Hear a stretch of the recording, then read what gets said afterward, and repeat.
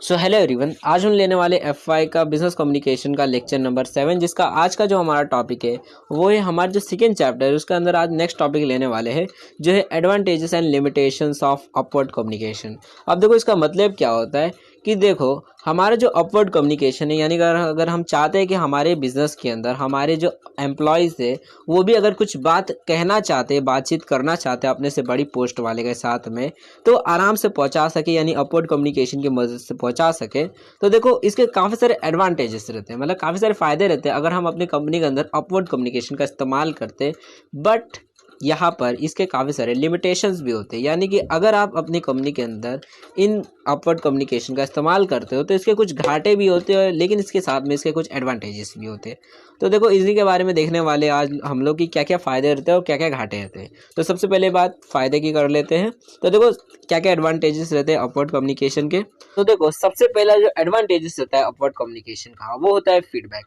मतलब क्या कि अगर मान लो चेयरमैन जो है उसने कुछ नया रूल बना दिया, ठीक है, आज से सब लोग इसी तरह से काम करेंगे, जितने भी एम्प्लॉयज़ है सबको इसी तरह से काम करना है, ठीक है। अब अगर चेयरमैन जो है वो चाहता है ये जानना कि एम्प्लॉयज़ लोग का इसके ऊपर क्या ओपिनियन है, वो अपना मतलब क्या कहना चाहते हैं, मैंने नया रूल बनाया है, मतलब उनको सही लगता है, गलत लगता है, कुछ मतलब उनको अगर जानने का आपको मन करता है, तो ऐसे टाइम पर अगर आप अपवर्ड कम्युनिकेशन अपनी कंपनी के अंदर रखते हो, यानी अपनी एम्प्लॉयज़ को इतनी छूट देते हो कि वो बोल सके, तो इसकी मदद से आपको फीडबैक मिल पाएगा कि एम्प्लॉयज़ जो है वो अपना बता पाएंगे राय कि आपने ये जो नया रूल बनाया है, नया प्लान बनाया है, ये किस तरह का है, ठीक है। उनका फीडबैक आप ले सकते हो अपवर्ड कम्युनिकेशन की मदद से कि मतलब जो वर्कर्स है, जो एम्प्लॉयज़ है, वो बता पाएंगे आपको कि देखो आपने जो नया रूल बनाया था वो ठीक ठाक है, अच्छा खासा काम करेगा अगर आपने अच्छा प्लान बनाया तो, ठीक है, मतलब वो अपना फीडबैक दे पाएंगे। तो सबसे पहला ये फ़ायदा हो जाता है कि जो ऊपर पोस्ट के लोग होते हैं उनको फीडबैक मिल जाता है नीचे पोस्ट वालों का।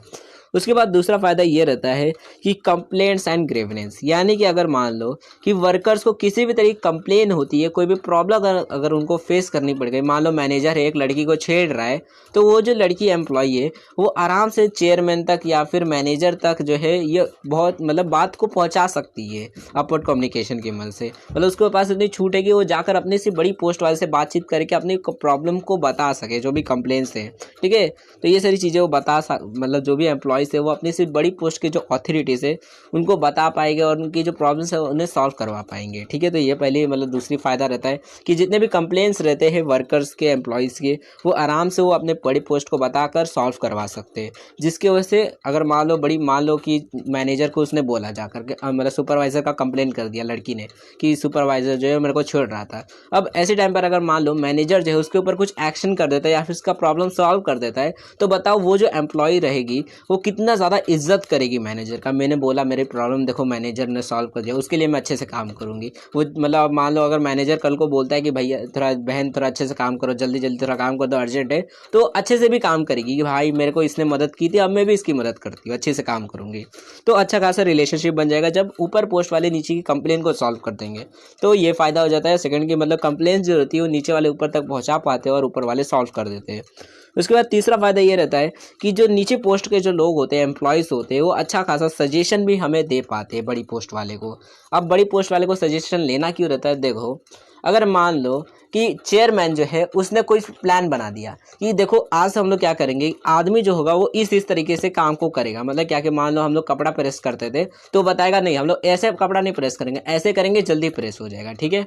अब उसने प्लान बता दिया, लेकिन अगर मान लो क्योंकि देखो वो जो चेयरमैन है उसने खुद कपड़ा कभी प्रेस नहीं किया, मान लो उसने सिर्फ कंपनी खोल दी, उसको कपड़ा प्रेस करने नहीं आता, वो रोज़ रोज़ जाता नहीं कपड़ा प्रेस करने के लिए, लेकिन जो एम्प्लॉयज़ है वो रोज़ रोज़ कपड़ा प्रेस करते हैं, उनको पता है कि किस तरह से कपड़ा प्रेस करेंगे तो जल्दी काम होगा। तो ऐसे टाइम पर अगर वो वर्कर्स की सजेशन मिल जाती है उसे कि वर्कर्स बोल देते नहीं सर ऐसे मत करो, ऐसे करेंगे तो और जल्दी हो जाता है, तो ऐसे टाइम पर उसी का फ़ायदा हो जाता है।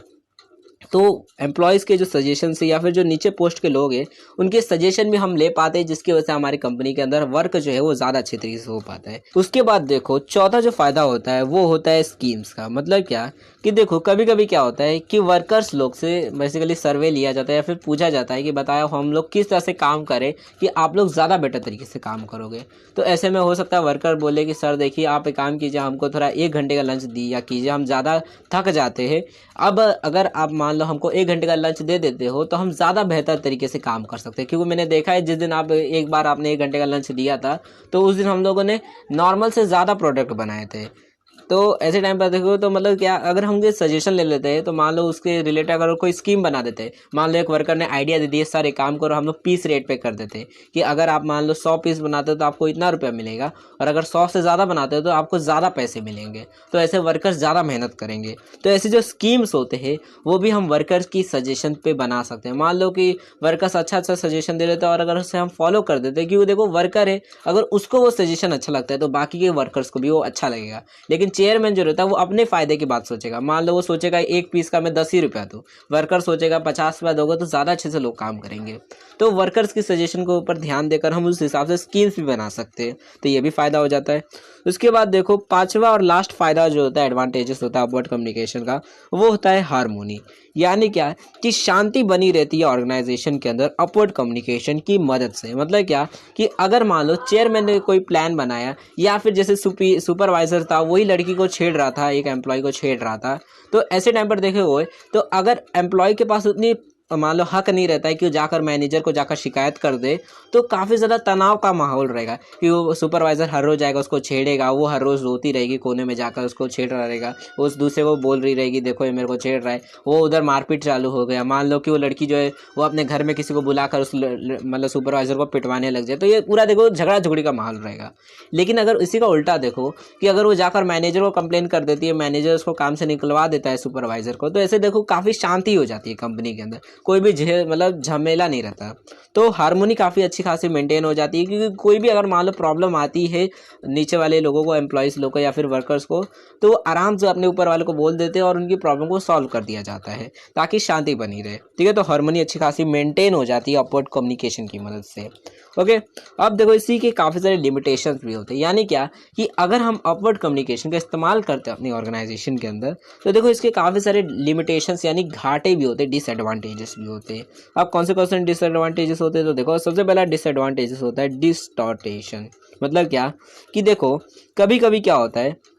कि जो एम्प्लॉयज़ होते हैं वो अच्छी खासी जो न्यूज़ होती है वो तो अपने ऊपर वाले को बता देते हैं। मतलब क्या, मान लो अगर उसने बहुत अच्छा काम कर दिया, जैसे मान लो आपने आज 100 पीस कपड़े बना दिए, ठीक है, कपड़ा सिलने का काम था, आपने 100 कपड़े सिल दिए, तो आप खुशी खुशी जाकर सुपरवाइज़र को बताओगे देखो सर मैंने ये 100 पीस बना दिए, ठीक है। अब उसी से मान लो आपने क्या कर दिया, गलती से उसमें से 10 पीस जो है वो फाड़ दिए, आपसे गलत हो गए, ख़राब हो गए, फाड़ दिया आपने, तो आप क्या करोगे, आप कोने में किसी जगह छुपा दोगे उसको, लेकिन बताओगे नहीं सुपरवाइज़र को या फिर मैनेजर को, नहीं तो चिल्लाएगा आपको। तो ऐसे टाइम में क्या होता है, मान लो आपने कोई डैमेज प्रोडक्ट कर दिया, प्रोडक्ट को डैमेज कर दिया और आपने वैसे ही छुपा कर रख दिया, तो इसे ऑर्गेनाइजेशन का हो सकता है लॉस हो जाए। हो सकता है मान लो वो डैमेज प्रोडक्ट ही वो कस्टमर तक पहुंच जाए, फिर कस्टमर शिकायत देगा और अगली बार खरीदे ना, तो ऑर्गेनाइजेशन का ऐसे घाटा हो सकता है। तो ये भी एक प्रॉब्लम हो सकती है कि जो नीचे पोस्ट पे जो लोग होते हैं, अगर मान लो उनसे कोई गलती हो जाती है तो वो बड़ी पोस्ट वाले को बताते नहीं है, और अगर कोई अच्छी काम हो जाए तब तो बता देते, तो ऐसे टाइम पर इन्फॉर्मेशन का डिस्टॉर्शन हो सकता है। यानी कि ये जो इन्फॉर्मेशन है कि मान लो वर्कर ने जो है वो कुछ गलत कर दिया, कपड़ा फाड़ दिया या फिर कोई डैमेज कर दिया प्रोडक्ट के अंदर,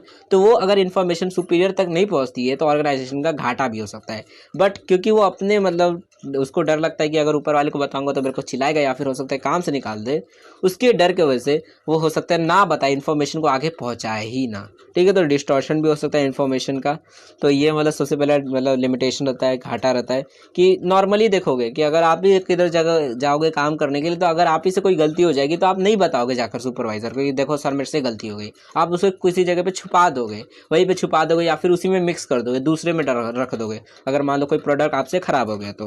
तो डिस्टॉर्शन हो सकता है इन्फॉर्मेशन का अगर आपने कोई गलत काम कर दिया है तो।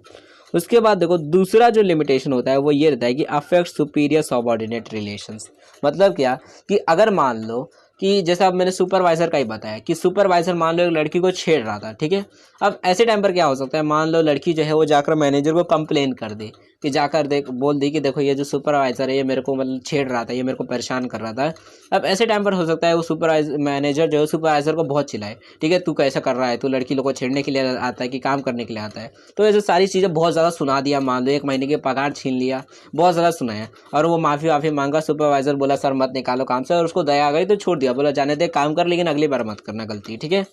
अब ऐसे टाइम पर क्या होगा कि अगर मान लो वो जो लड़की है जिसने कंप्लेन की थी, अगर वो जाती है सुपरवाइजर के पास कुछ भी काम बोलने के लिए, सर देखो ये काम था, ये हो गया, तो ऐसे टाइम पर हो सकता है क्योंकि देखो पहले ही वो कंप्लेन कर चुकी है उसके बारे में, तो अब उतना ज़्यादा अच्छे से वो बात नहीं करेगा सुपरवाइजर। वो बोलेगा ए जाकर जिसको देना दे, मेरे पास मत आ देने के लिए।